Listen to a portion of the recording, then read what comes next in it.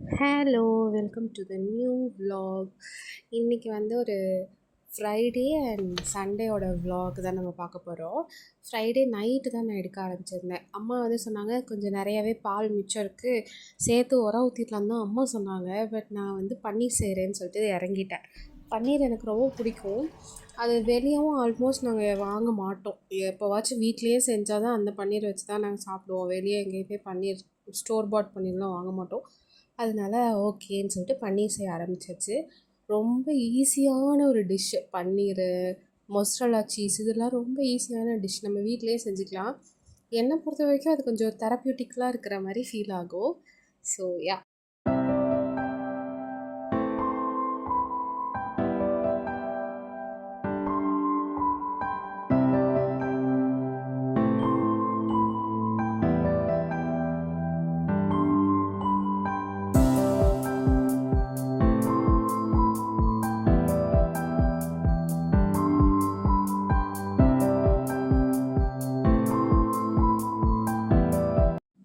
நான் வந்து இங்கே ஒரு மார்னிங்லேருந்து ஈவினிங் வரைக்கும் மிச்சமான பால் தான் எடுத்திருக்கேன். எனக்கு எக்ஸாக்டாக எத்தனை லிட்டர் பால் இருக்குதுன்னு தெரியாது. எனக்கு தெரிஞ்சது ஒரு 1/2 லிட்டர் இருக்கும்னு நான் நினைக்கிறேன்.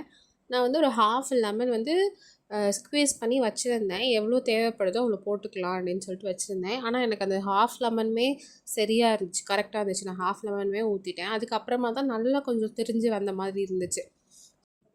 பால் வந்து கொதிக்கணும்னு அவசியம் கிடையாது, பால் பொங்கணும்னு அவசியம் கிடையாது. பால் வந்துட்டு கொஞ்சம் சூடானதுக்கப்புறமா கொஞ்சம் கொஞ்சமாக ஒரு 1 ஸ்பூன் 2 ஸ்பூன்ஸாக கொஞ்சம் கொஞ்சமாக ஆட் பண்ணி அது திரியிறத பார்த்துட்டே இருக்கணும். அதுக்கப்புறமா கொஞ்சம் நல்லா திரிஞ்சு வந்தோடனே ஆஃப் பண்ணிடணும். தென் நான் வந்து இங்கே ஒரு காட்டன் கிளாத் தான் எடுத்திருக்கேன். அதில் வந்து நம்ம நல்லா வடிகட்டிட்டு எக்ஸஸாக இருக்கிற வாட்டரை ஃபுல் அண்ட் ஃபுல் வடிகட்டிடணும். நீங்கள் வந்து இந்த கிளாத் இல்லாமல் வேறு ஏதாச்சும் எடுத்திங்கன்னா என்னை பொறுத்த வரைக்கும் அது ஷேப் பண்ணுறதுக்கு ஒழுங்காக வரமாட்டேங்குது. நான் கிளாத் இல்லாமலேயும் ட்ரை பண்ணியிருக்கேன் முன்னாடி, ஆனால் எனக்கு ஷேப் பண்ணுறதுக்கு கரெக்டாக வரல. அது வந்து திரிச்சிரியாக போயிடுச்சு. ஸோ கிளாத்தை வச்சே யூஸ் பண்ணுங்கள். அதுக்கப்புறமா கொஞ்சம் வாட்டர் விட்டு அலசிட்டிங்கன்னா அந்த லெமன் ஸ்மெல் லைட்டாக இருந்துச்சுன்னா கூட போயிடும். ஸோ அதுக்கப்புறமா ஒரு ஒரு 1 or 2 ஹார்ஸ் வரைக்கும் வச்சுருந்திங்கன்னா நல்லா சாஃப்டாக இருக்கும். நான் வந்து 1 hour வச்சுருந்தேன், நல்லா சாஃப்டாக இருந்துச்சு.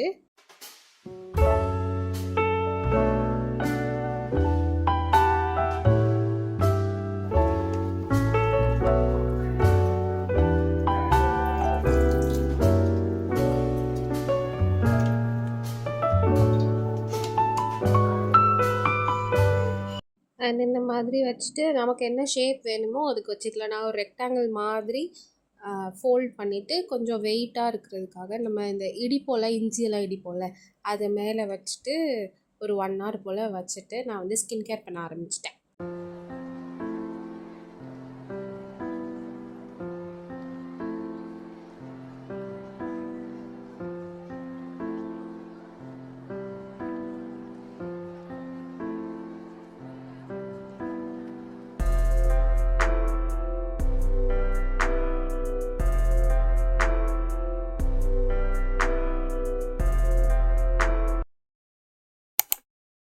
ஸ்கின் கேர் வந்து ரொம்ப சிம்பிள் தான். லிப் ஸ்க்ரப்பும் ஃபேஷியல் ஸ்டீம் எடுத்துகிட்டு ஃபேஸ் வாஷ் பண்ணிவிட்டு என்னோடய யூஸ்வலான ஸ்கின் கேர் ரொட்டீன் தான். வேறு எதுவும் ஸ்டெப் பை ஸ்டெப்பாலாம் எதுவும் இல்லை, சிம்பிள் தான்.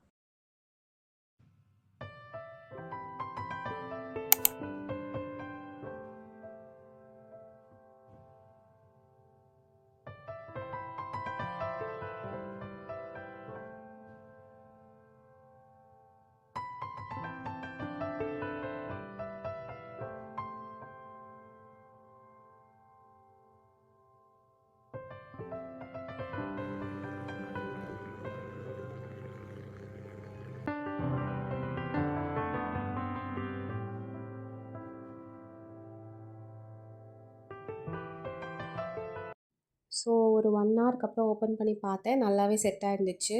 அதுக்கப்புறமா அதை ஒரு க்யூபாக கட் பண்ணி ஃப்ரிட்ஜில் வச்சுட்டேன். ஃப்ரீசர்லலாம் வைக்கல, ஃப்ரிட்ஜில் தான் ஒரு பாக்ஸில் போட்டு வச்சாச்சு.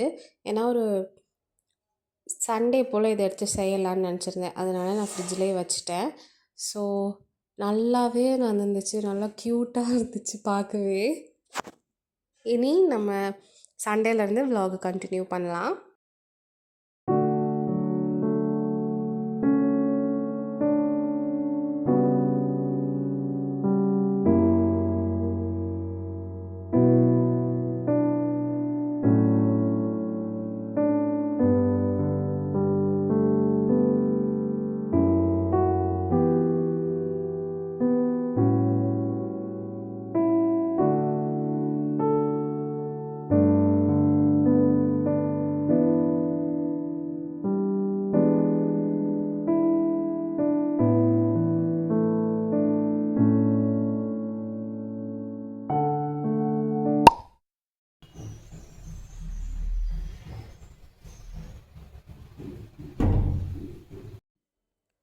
சண்டே மார்னிங் ஒரு 7:30 போல் எழுந்திரிச்சிட்டு ரெஃப்ரெஷ் ஆகிட்டு அப்புறம் கிச்சன் வந்து ஃபுல்லாக க்ளீன் பண்ணி முடிச்சுட்டு நான் வந்து எப்போவுமே ஒரு ட்ரிங்க் எடுத்துப்பேன். இஞ்சி, லெமன் அதெல்லாம் சேர்ந்தது. அது வந்து ஒரு 2 மூடி அந்த மருந்து ஊற்றிட்டு கூட கொஞ்சம் தண்ணி ஊற்றி எம்டி ஸ்டொமக்கில் அது குடிச்சிட்டு அதுக்கப்புறம் ஒரு 1/2 அன் ஹவருக்கு அப்புறமா தான் இதை சாப்பிட்றது குடிக்கிறதுனால அதனால் அதை நான் ஃபஸ்ட்டு பண்ணிட்டேன்.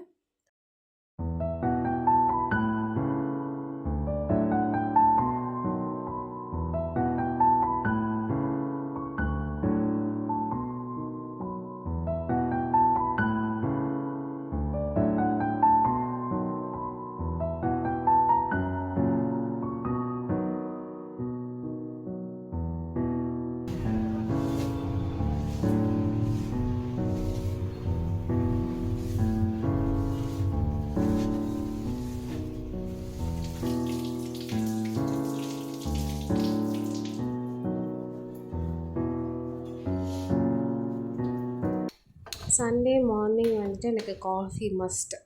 அதனால நான் ஃபில்டருக்கு டிகாக்ஷனுக்கு ரெடி பண்ணி வச்சுட்டு அதுக்கப்புறம் தோசை ஊற்ற ஆரம்பிச்சிட்டேன். எனக்கு ஃபில்டர் காஃபி ரொம்ப பிடிக்க ஆரம்பிச்சிச்சு. எனக்கு வந்து என்னோடய மைண்டை நானே புரிஞ்சுக்க முடியாது. சம்டைம்ஸ் எனக்கு இஞ்சி டீ குடிக்கணும் போல் இருக்கும், சம்டைம்ஸ் ஃபில்டர் காஃபி குடிக்கணும் போல் இருக்கும். என்ன தான் காஃபி டீ இதெல்லாம் உடம்புக்கு கெடுதல்னு நமக்கு தெரிஞ்சாலுமே அந்த கிரேவிங்ஸ்னு ஒன்று இருக்குது, மைண்ட் செட்டுன்னு ஒன்று இருக்குது. சில பேர் என்ன நினைப்பாங்கன்னா, தலைவலி இல்லை டயர்ட்னஸ் இந்த மாதிரி இருக்குது, எனக்கு காஃபியோ ஒரு டீயோ குடித்தா அது வந்து போயிடும், அந்த மாதிரி ஒரு பிளாசிபோ எஃபெக்டில் இருப்பாங்க. அவங்களுக்கு நம்ம வந்து சொல்லி புரிய வைக்க முடியாது. அந்த மாதிரி நீங்கள் இருந்தீங்கன்னா என்ன பண்ணுங்கள், காஃபி டீ குடிச்சிக்கோங்க. ஆனால் சாப்பிட்டதுக்கப்புறம் பிரேக்ஃபாஸ்ட்டுக்கு அப்புறம் ஒரு 1 ஹவர் இல்லை மேக்ஸ் டு மேக்ஸ் ஒரு 1/2 அன் ஹவர் கேப்க்கு அப்புறமா காஃபியோ டீயோ குடிங்க. எப்போவுமே நம்ம ஒரு ஹேபிட்டை விடணும் அப்படின்னு நம்ம நினச்சோன்னா அதை ஃபஸ்ட்டு அந்த ரொட்டீனை நம்ம சேஞ்ச் பண்ணணும். எடுத்தாப்புல இப்போ இன்றைக்கி ஃபுல்லாக நீங்கள் ஒரு 2 to 3 கிளாஸஸ் ஆஃப் காஃபியோ டீயோ குடிச்சிருக்கீங்க. நாளையிலேருந்து நான் காஃபி டீ விட போகிறேன்னா ஒரு 1 வீக் மேக்ஸ் டு மேக்ஸ் நீங்கள் 1 வீக் தாங்கினாலுமே நெக்ஸ்ட்டு வீக்கு உங்களுக்கு கிரேவிங் ஜாஸ்தி ஆகும், அடிக்கடி காஃபி குடிக்கிற மாதிரி ஆகும். ஸோ எதுவுமே இட் வில் டேக் டைம். நீங்கள் வந்து பொறுமையாக தான் அதை வந்து நிறுத்த முடியும். ஒன்ஸ் நீங்கள் பொறுமையாக எல்லாத்தையும் நிறுத்திட்டிங்கன்னா அகெயின் அந்த கிரேவிங்கே உங்களுக்கு வராது. அதை பார்த்தாலுமே அந்த கிரேவிங் வந்து உங்களுக்கு வராது mostly. And it will all depend on our mind set. Okay, let's come back to the vlog. நான் ரொம்ப பேசிட்டேன்னு நினைக்கிறேன். ஸோ அன்றைக்கி மார்னிங் ஃபில்டர் காஃபிலாம் போட்டு வச்சுட்டு தோசை ஊற்றி சாப்பிட்டுட்டு கொஞ்சம் நேரம் ஒரு 11:15 போல் நான் காஃபி குடிச்சுக்கிட்டேன். வித்தவுட் சுகர் தான் குடித்தேன்.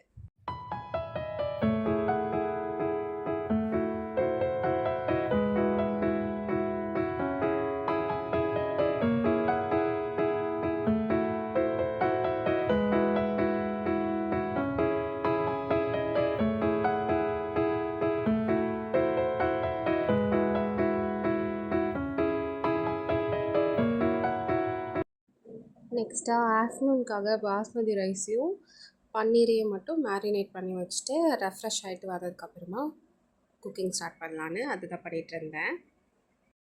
ஒரு 1/2 an hour to 1 hour marinate பண்ணியிருப்பேன் பன்னீரையும் பாஸ்மதி ரைஸையும் சேர்த்துட்டு.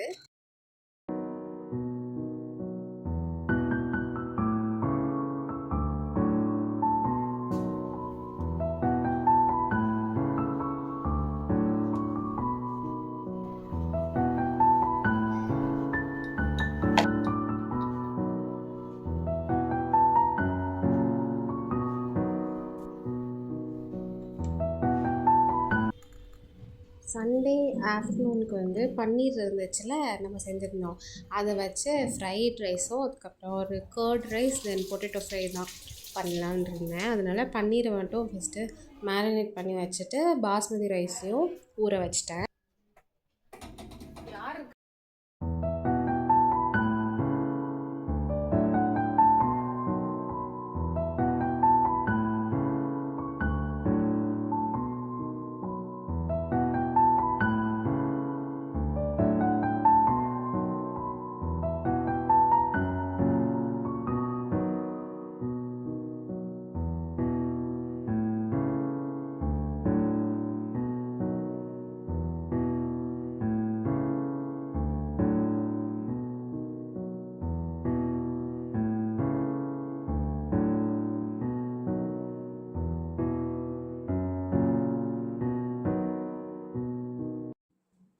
ஃப்ரைட் ரைஸ் வந்து பாஸ்மதி ரைஸ் வந்து ஒரு 1 ஹவர் ஊற வச்சுட்டேன்.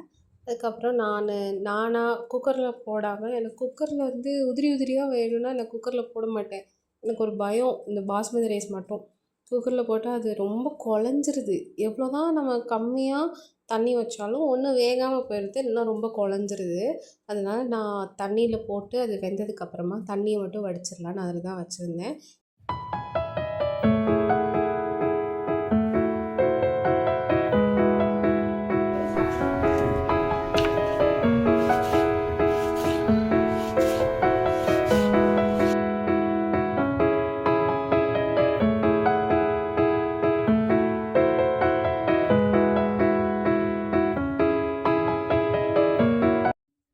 ரைஸுமே ஒரு 6 to 7 மினிட்ஸில் குக் ஆகிடுச்சு. அதுக்கப்புறம் பொறுமையாக அது பார்த்து பார்த்து எடுத்து வச்சுட்டேன். நல்லா உதிரி உதிரியாக இருந்துச்சு.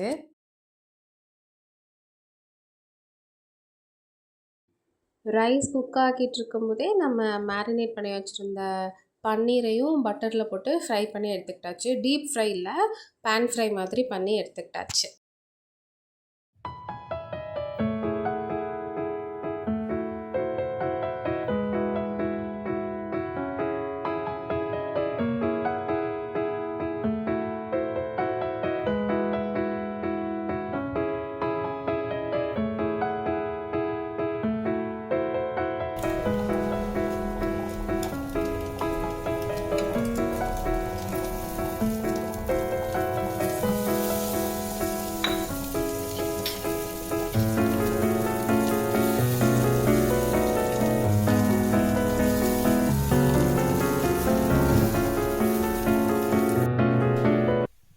ரைஸுமே குக் ஆகிடுச்சு. அதுக்கப்புறம் நான் வடித்து எடுத்துக்கிட்டேன். ஆக்சுவலி ஃபர்ஸ்ட் நான் என்ன பண்ணேன்னா, அந்த கரண்டியில் தான் எடுத்து தட்டில் போட்டு ஸ்ப்ரெட் பண்ணி வச்சேன். ஆனால் எனக்கு வந்து அது ப்ராப்பராக வரல, தண்ணியும் சேர்ந்தே வந்துடுச்சு. அதனால் நான் அந்த மூடி வச்சே நான் வந்து வடிச்சுக்கிட்டேன். எனக்கு வந்து ப்ராப்பராக அந்த டம்ளார் வச்செல்லாம் வடிப்பாங்கள்ல, எனக்கு அப்படிலாம் தெரியாது.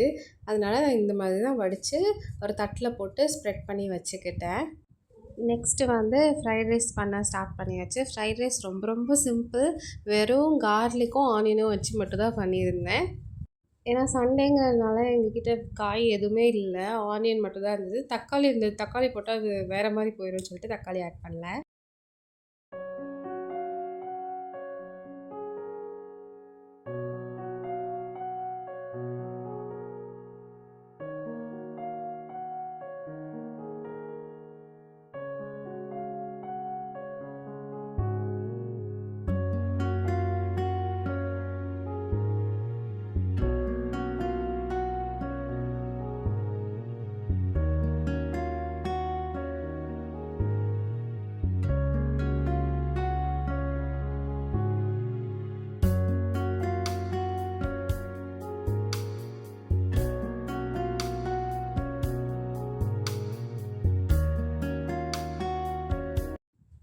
ஃப்ரைட் ரைஸ் வந்து கொஞ்சமாக எண்ணெய் ஊற்றிட்டு பூண்டு, அதுக்கப்புறம் வெங்காயம் போட்டு நல்லா ஃப்ரை பண்ணிவிட்டு தென் ரைஸ் உடனே டேரெக்டாக ரைஸ் போட்டேன். நான் கொஞ்சமாக கருவேப்பிலையும் போட்டேன். ஏன்னா ஒருமே இருக்காத மாதிரி இருக்கும், கொஞ்சம் கருவேப்பிலை போட்டால் கொஞ்சம் ஃப்ளேவர்ஃபுல்லாக இருக்கிற மாதிரி இருக்குமேன்னு சொல்லிட்டு நினச்சிட்டு போட்டேன். இன்னும் அது நல்லா தான் இருந்தது. அதுக்கப்புறமா உப்பு, மஞ்சத்தூள், மிளகாத்தூள், பெப்பர் தான் மெயினு. மிளகாத்தூள் வந்து கொஞ்சமாக ஒரு 1/2 ஸ்பூன் தான் போட்டிருப்பேன். அதெல்லாம் போட்டு நல்லா ஃப்ரை பண்ணிவிட்டு லாஸ்ட்டாக பன்னீர் போட்டு இன்னொரு தடவை நல்லா கிண்டிட்டு எடுத்து வச்சிடலாம். டேஸ்ட் நல்லா இருந்துச்சு.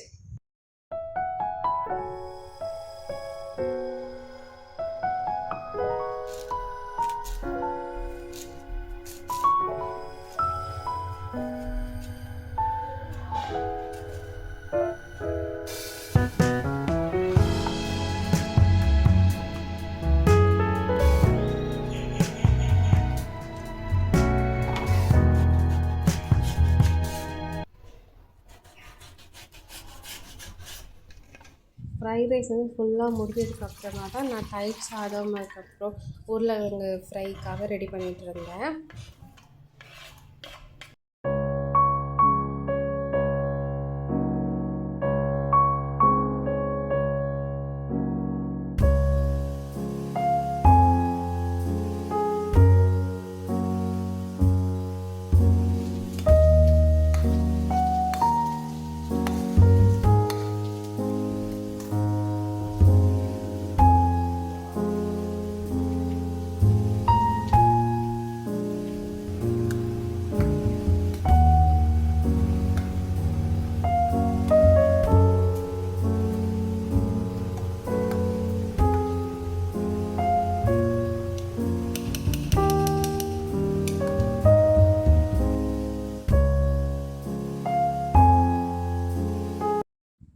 ஆக்சுவலி நான் யூடியூப்ல வந்து விலாக் பார்த்துட்ருக்கும்போது ஒருத்தவங்க சொன்னாங்க, தயிர் சாதம் தான் செய்ய போகிறேன்னு கன்ஃபார்ம் பண்ணிவிட்டு குக்கரில் வச்சிங்கன்னா கூட கொஞ்சம் பட்டர் ஆட் பண்ணிக்கோங்க நல்லாயிருக்கும்னாங்க. அப்படி இல்லைன்னா மசிப்போம்ல நம்ம தயிர் ஊற்றி, அப்போ கொஞ்சமாக பட்டர் ஆட் பண்ணிக்கிட்டிங்கன்னா கொஞ்சம் நல்லாயிருக்கும்னு சொன்னாங்க. நான் வந்து கொஞ்சமாக ஒரு ½ டீஸ்பூன் வந்து பட்டர் ஆட் பண்ணேன். சாதம் வைக்கும்போது குக்கரில் வைக்கும்போதே ஆட் பண்ணேன். எனக்கு டிஃப்ரென்ஸு அந்த மாதிரி எதுவும் தெரியல. மேபி இன்னும் கொஞ்சம் பட்டர் ஆட் பண்ணியிருக்கணுமோன்னு நினைக்கிறேன். ஆனால் நான் நிறையா ஆட் பண்ண மாட்டேன் பட்டரு. அதனால நான் கொஞ்சம் தான் ஆட் பண்ணேன். பட் ஆஸ் யூஷுவலாக தான் இருந்துச்சு தயிர் சாதம்.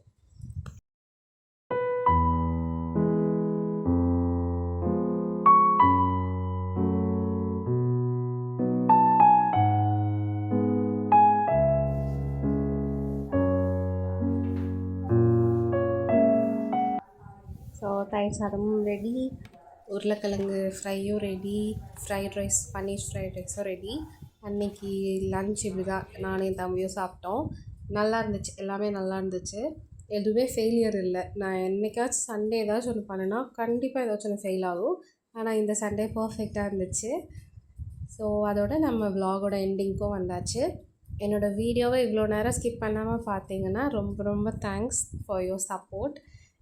நான் லாஸ்ட் வீடியோவிலே சொன்ன மாதிரி தான் ப்ளஸ் அண்ட் மைனஸ் ரெண்டுமே எனக்கு கமெண்ட் பண்ணுங்கள். நெக்ஸ்ட் வீடியோவில் மீட் பண்ணலாம். பை.